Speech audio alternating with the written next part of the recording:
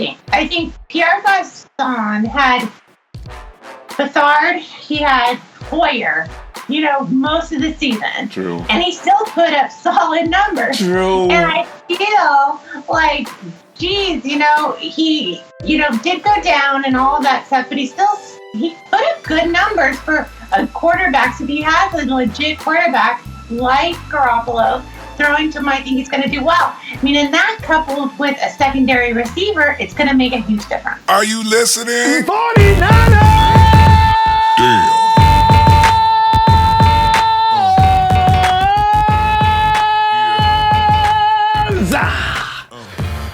Well, with all that noise, of course, it's Ronbo Sports.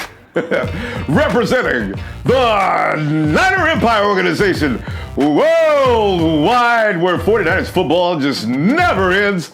First thing I want to do is send out some love. Raj, our president, founder, and everything that there is about this organization, had an accident. And the best news is, it seems Raj is okay, and he's on the mend. Raj, hang in there, babe. I'll be talking to you shortly. About being able to visit him, he'll give out public information on that probably real shortly. Ma'am, I know it's the middle of summer. Ronbo, what is going on with 49er football? Come on, you know me. If this is the first season we've gotten to know each other, I don't never stop with 49er football. So I want to thank you for joining me. And look at you. See, look at you. What are you doing here then? You love 49er football as much as I do. Hey, let me get down to this. Here's the thing. I've got nothing bad to say about Josh Garnett. I am not going to go along with those who want to see him gone. I understand the news is saying he's a potential cut, that big surprise cut that you get every year. I ain't trying to hear that. In fact, I want to know, and for sure, is he going to be at right guard or left guard? That's all I want to know, because I got a feeling. Here's a guy that beat writers are actually cutting. We've not heard anything from the 49ers organization. Last we heard about Josh Garnett was good. Kyle Shanahan, he's pleased with his dedication and his effort to lose weight and get down ready for 49er football Kyle style. You see, this speaks volumes for Joshua Garnett as far as one to be the starting guard. So I ain't got nothing bad to say about him. You know what I do want to... I know, huh? I said I don't have any comment. That was pretty long for no comment, wasn't it? Hey! T.O. Now here's the story. Terrell Owens is 44 years old. They march him out on the track, set him down there 40 yards, stand back with the watch. He zooms out 4.43. If somebody would have asked you, do you think that Terrell Owens has lost a step, you would say yes, right? He's 44 years old. Terrell Owens hasn't lost a step. Terrell has never been much faster than that. I'm gonna go back and look at his time, but 4.43 is good for, we got 18 and 19 year olds that can't run a 4.43. So you see, this is what I'm saying. Terrell Owens is not, he's trying to send a message out. He's already approached John Lynch about a job. I thought he was kidding. I don't think he was joking. I think he was serious. And what I want to know is John Lynch paying any attention? Because I got to tell you right now, all this display is for John Lynch. You go, T.O. I know about those other things regarding T.O. And I'm not going to get into that because I went through a long explanation last time. I'm just saying, as a football player, T.O. is interesting. I'm curious. Would you sign him? I would. Okay, I wouldn't sign him. First, I want to see some other things. I am so curious as to what T.O. would look like under even preseason conditions. I want to know if he can take a hit. If T.O. can run a 4.43, then what else can he do? Can he take an NFL hit right now? He hasn't been in shape for a long time for that kind of thing, but how long would it take him to get in shape? This is not a normal man. So I want to know. I'm very curious about that. But I don't want to see anybody lose a job on the team right now because of it either. It's a little bit of a risk anyway, But I'm saying I wouldn't sign. I tell you what, there's a lot of people that would sign him in a heartbeat. And they ain't caring about nothing else either. A lot of people don't think that we have good receivers. I'm still running into people that want to argue about Dez Bryant. Why? Why? They never give really substantial reasoning. They just say, well, because we don't have, I wasn't imitating you know who. He just says, and a lot of people say along with him, that we don't have any legit receivers. Why do people keep saying that? Listen, if Dez Bryant was all that, why is he still available? Why is it only 49er fans want Dez Bryant? I know I haven't checked around every team around the league to see if they want Dez Bryant, but why isn't he already signed up? The Baltimore Ravens gave him a contract. He said, no, I need a proven contract. Listen, the Leopard's not going to change his spots. I can see it now. Kyle Shanahan fight, because John Lynch is going to finally bite. I can feel it. He's gonna approach Kyle and say, Kyle, it wouldn't hurt to come in and just, John, don't start. Well, Kyle, I'm just saying, it wouldn't hurt to come in and see what he looks like. I want to see him run routes and some other things. I just want to know. And then Kyle, of course, bites. And he calls Dez in. I can already see the conversation now. And Kyle's going to ask him a bunch of questions like you do when you got a new guy walking in, trying in for something. And Kyle's going to say, all right, Dez, you know what kind of football I play here. I'm pretty much going to move that ball all around the field, and wherever I see weaknesses, I'm going to take advantage of. Now, if that happens not to be in your space, then you could go a whole game with maybe 1 or 2 passes. Is that going to work for you? And of course, Dez is going to, Coach, all I want to do is play football. I just want to get back with a team that I know has the potential to go to the Super Bowl. Y'all got an outstanding quarterback, and I want to get with him. I want to get with y'all. I'm not here to cause trouble, Coach. I'm just here to play football. See, and then Shanahan's going to sit back, and he's going to, okay, Dez, I'll tell you what we're going to do. Let's go out and, you know the routine. Let's go out and run some routes and do a few things. And, Dez, let me make a decision.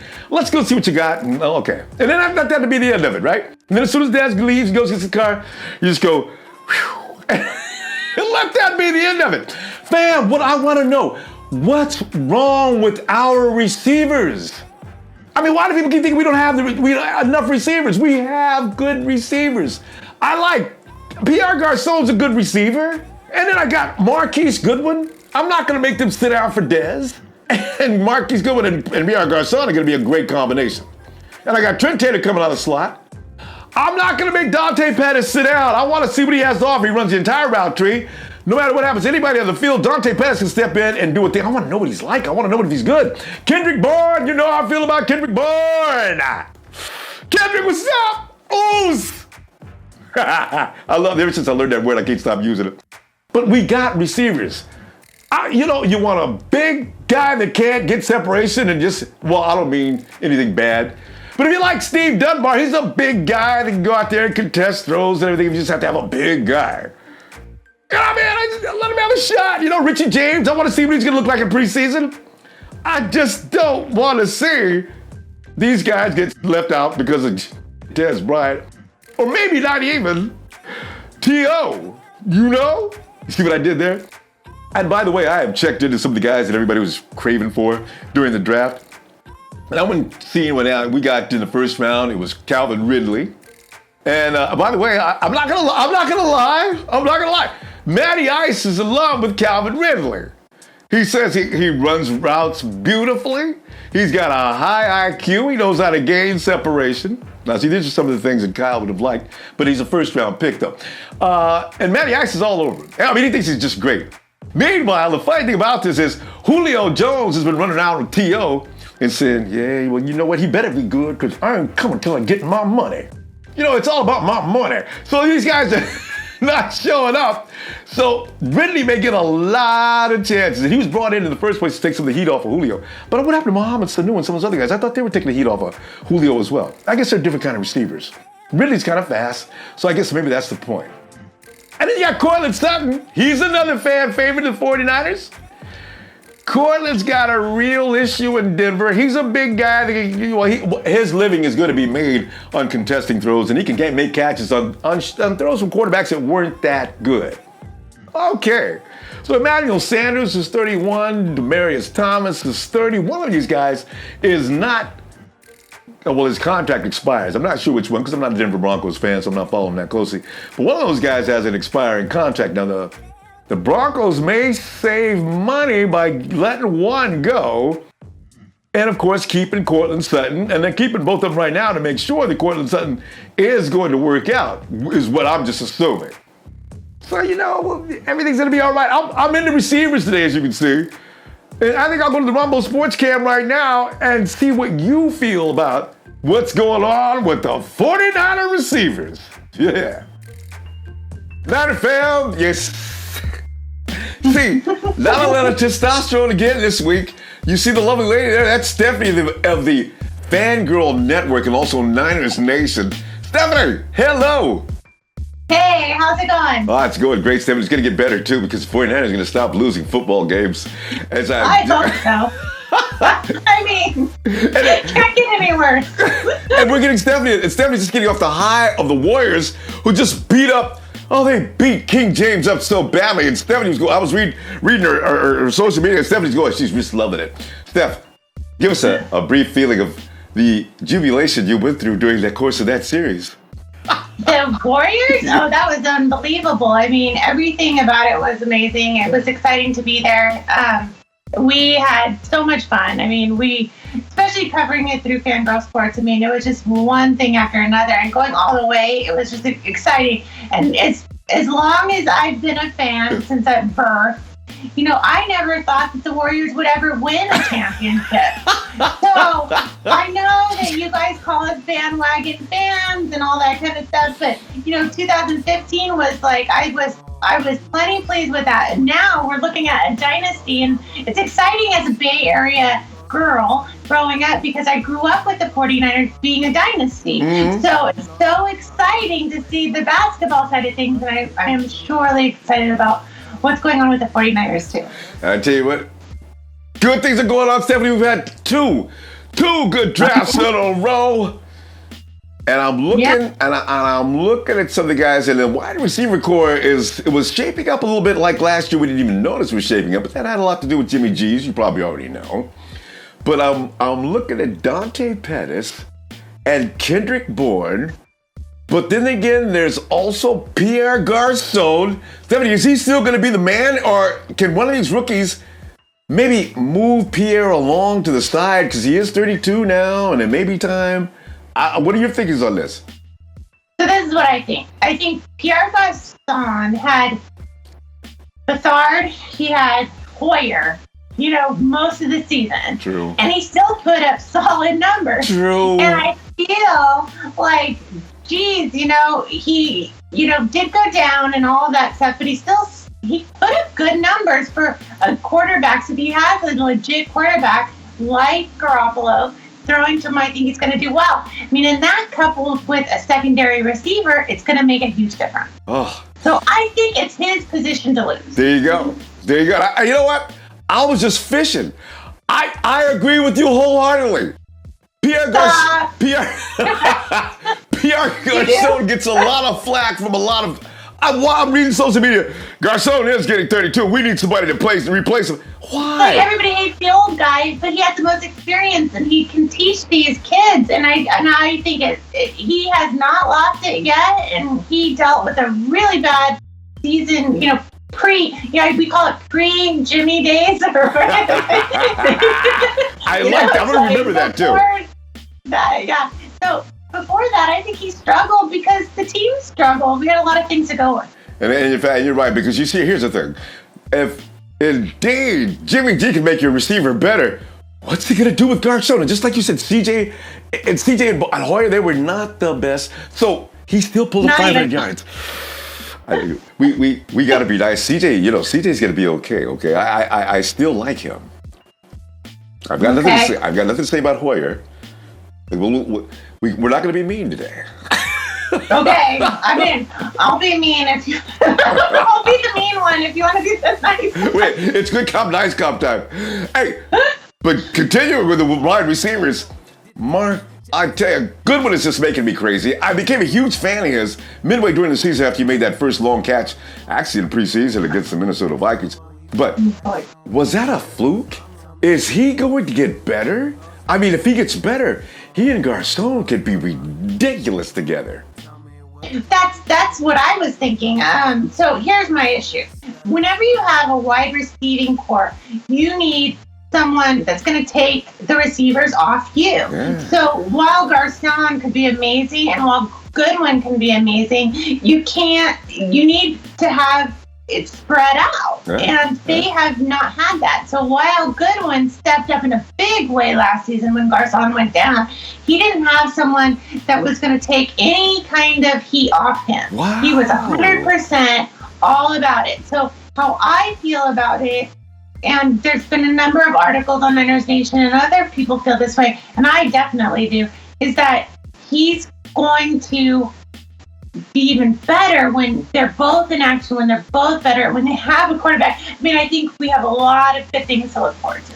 You know, and that's a perfect observation, too, because you know what? I just realized Goodwin did not have anybody to take the pressure off him. The defense was settled in on him. They knew he was the guy. But when you run a 4-2, what is the defense gonna do? You know, exactly. With also Goodwin's in the same situation now. Garçon, remember he had Deshaun Jackson when he was in Washington, right? Those two both piled up 1,000-yard seasons that year. Why? Because you had them both on. I mean, they were both just wearing defenses out. I'm expecting that same kind of thing, Steph.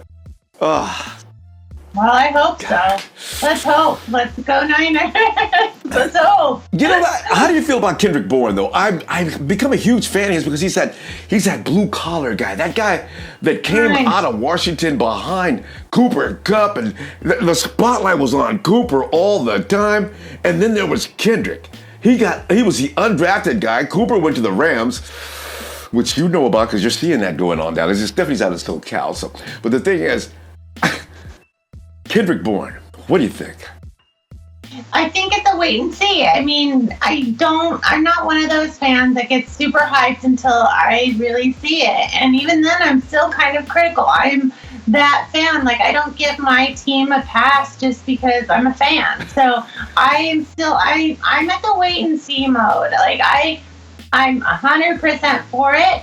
But I think, you know, there's a lot of things there that need to improve. I think he definitely has an opportunity with the 49ers. And that's what I'm seeing is this whole season is a big opportunity for a lot of players to step up. And I'm hoping they do, because I think there's a ton of opportunity here. So that's what I see as a positive, especially for these people young guys that are coming up. We don't know, but you know what? The 49ers will create the opportunity. And if you show up, I think it's worth it.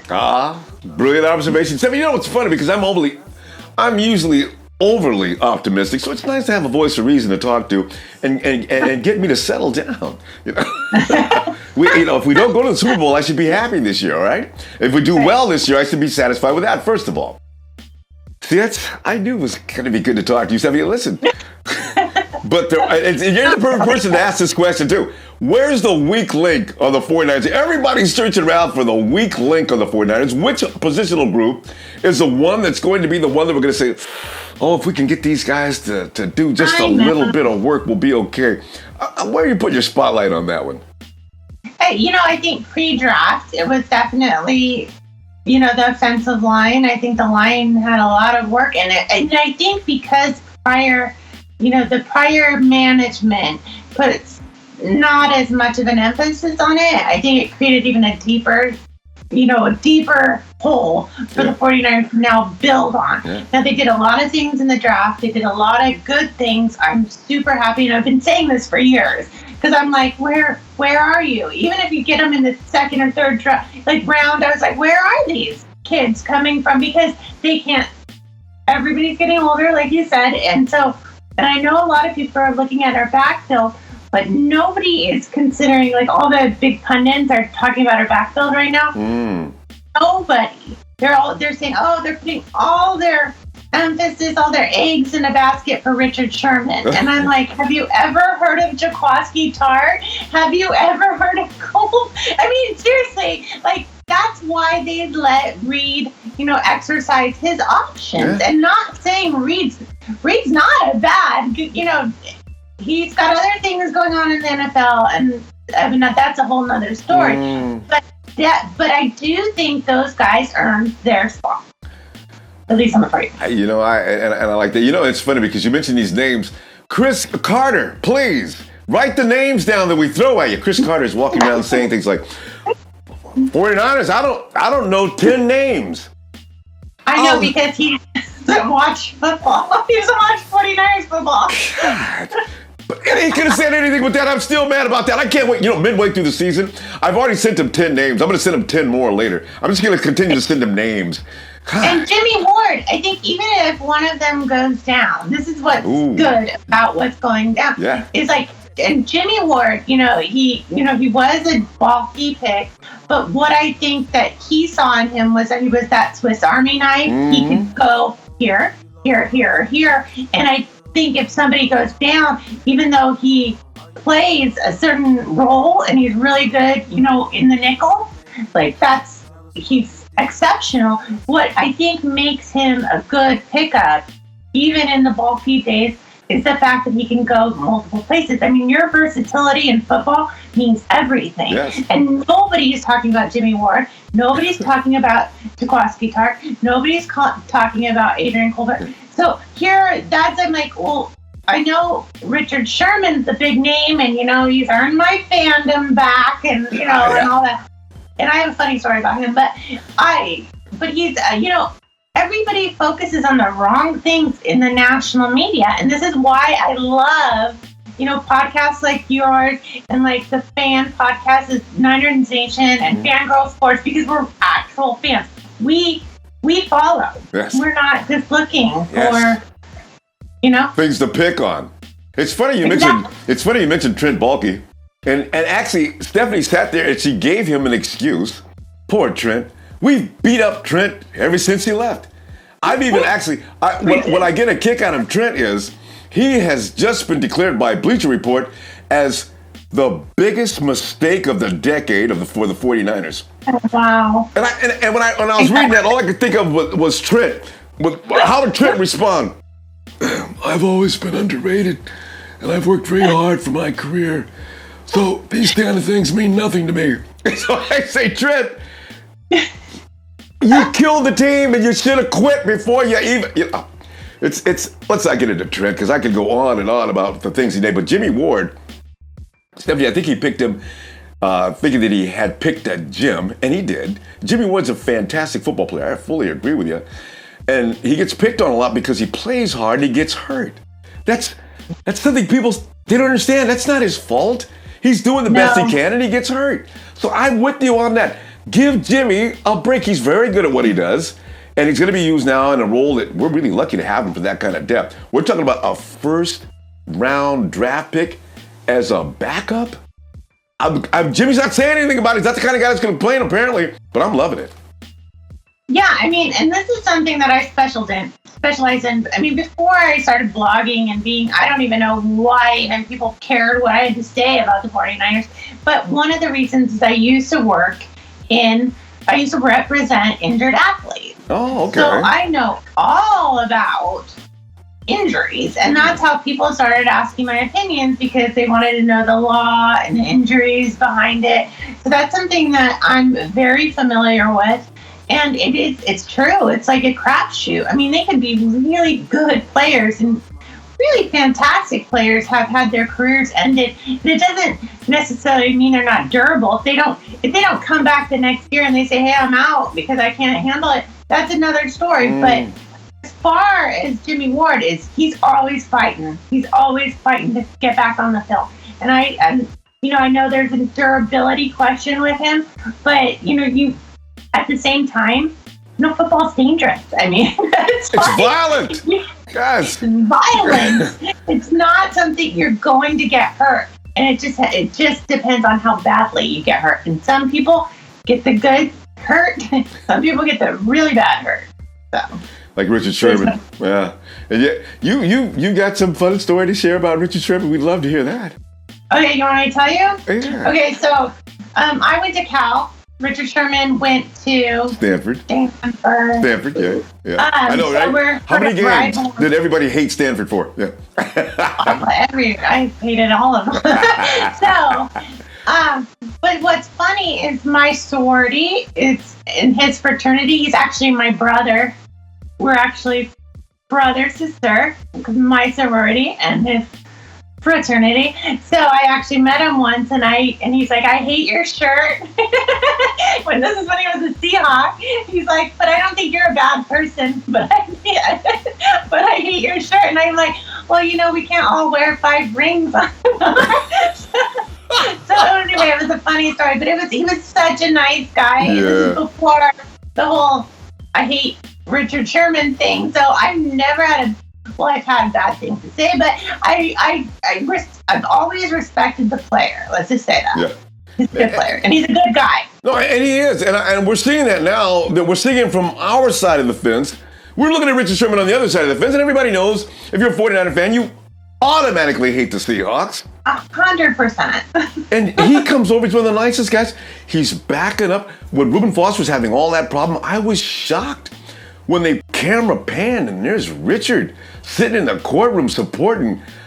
He doesn't even know Reuben Foster, and there he is supporting him and Klosky. And he showed up for a couple of his court dates. I said, wow. And he's out there mentoring the guys we have now. I said, he's amazing. Yeah, he's a good man. I mean, he's a really good person. He does care about people. And that was something that I tried to say at the time after the whole Crabtree thing, I get he can rub people the wrong way. And this is something that I get that. This is something I related to Draymond Green. Everybody hates Draymond Green. But unless you're a Warriors fan, you love him. So it's just that mentality. It's that he's the fighter for your team. He's the one that is there all the time. He's the backbone. He's there to support you, whatever you need. And, on the media side, he's there taking in all the bad to help his team. Yeah. So, there's 2 ways to look at that. When he's on your team, you love him. Yeah. When he's not on it, you hate him. Oh. And so that's 100% true. That is so true. I mean, and you're right. Rich and Draymond could hold classes on how to get the opposition to hate you. Stephanie, one last thing. Who is going to emerge this season as the absolute man of the veterans already on the team? Because, I kind of see the sparkles coming around some of the younger guys, the second, third year guys. But which vet is going to stand out? And I'll bet you're going to, well, go ahead. Well, the vet, there's not many vets left. So, I know you're right. That's the thing. I mean, I'm always going to have a soft spot in my heart for Joe Staley. I'm always, going to, have that. But, as far as vets go, I think, like I said before, I think it's anybody's game here. I think there's a lot of opportunity to really prove it to the fans. And we were always going to love everybody. We're always going to. But, that's a hard question for me. What do you think? You tell me. As a matter of fact, I was sitting there going through my mind. There's Robbie Gould. He just joined us, though. And then there's Joe Staley. And then there's Joe Staley again. Stephanie, it was a really rigged question. There's only one guy. Well, he's the only one that can be. There's always a soft spot. Like I said, there's always going to be this, Joe Staley thing. But I'm still I don't know. I just... Because Bowman left. I know. Staley's, what I really like about Joe, though? I'm amused by him and McGlinchey are going to have their own comedy team. I can see right now. The endless antics that they get caught publicly doing, the singing in bars. This is hilarious. You guys are 6 foot what? You weigh how much? Can you imagine you're sitting in a club or bar or something, and there's these 2 huge football players up there clowning and singing and cutting up as if they were just getting out of college or something, maybe 5, 10, or 11. Off the field, they are the greatest. I was thinking football only, but yeah, they're really great people. They're good guys. I believe in them 100%. And we'll see what happens. But yeah, I mean, I really hope that we see the best Joe Staley we've ever seen. Because he's pumped up. And, and he was thinking about retiring. I think it was I think they talked him into coming back last year.